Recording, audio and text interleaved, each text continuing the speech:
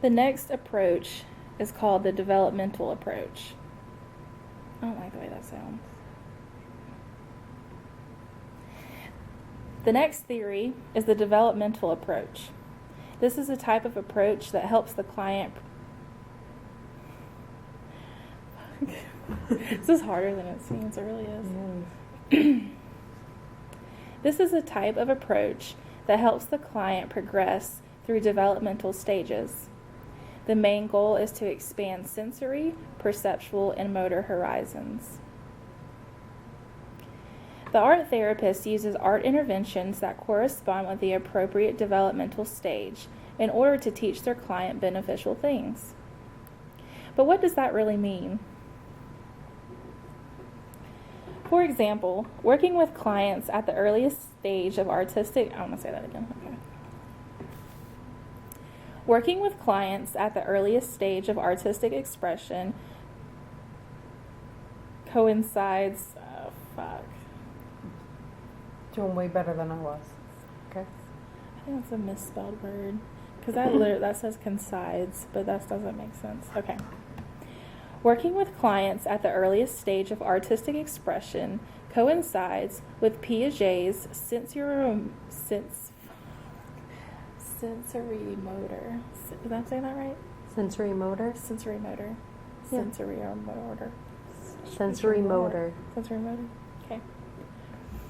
For example, working with clients at the earliest stage of artistic expression coincides with Piaget's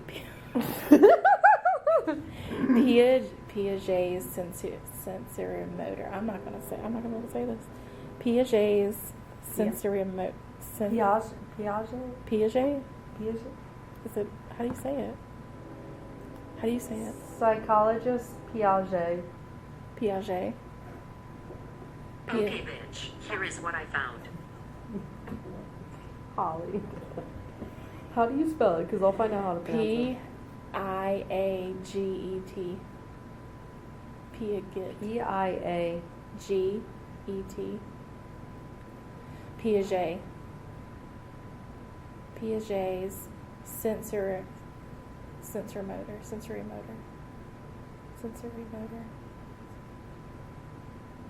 I'm just going to say sensory motor. That sounds like so southern and illiterate, but okay. Sensory motor? Sensory motor. Jean Piaget. French. Piaget. Piaget. Okay. That's so good. All right. Working with clients at the earliest stage of artistic expression coincides with Piaget's sensory motor phase. Clients with cognitive, physical, and/or emotional impairments may express hostility towards any artistic expression. In order to help the client cross this barrier, the art therapist can introduce pre-art materials.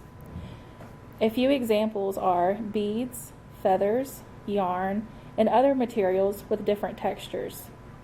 By manipulating these materials, the client can become more comfortable with unfamiliar things. It is also important for the art therapist to introduce each of these materials with different textures while talking to the client about them. This builds trust between the client and therapist and between the client and the This builds trust between client and therapist and between client and the materials.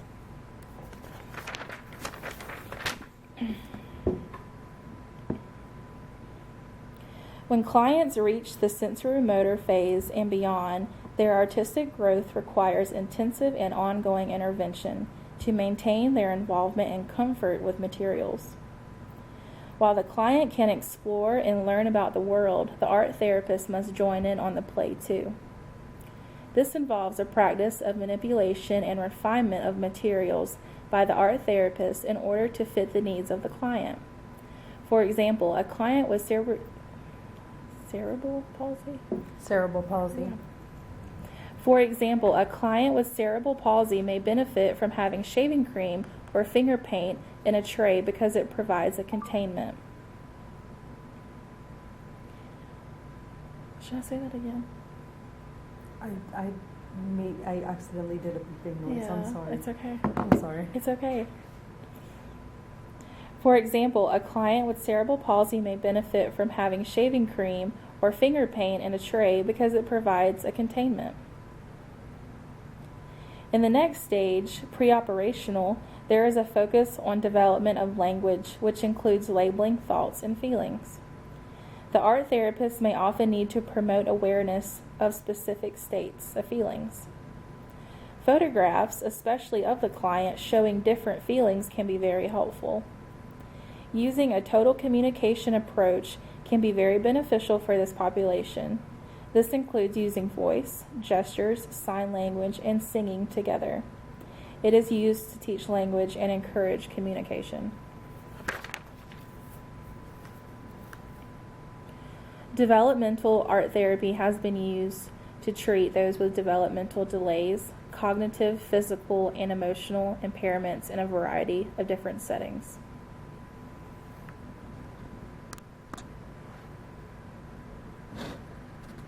Still going. Still going.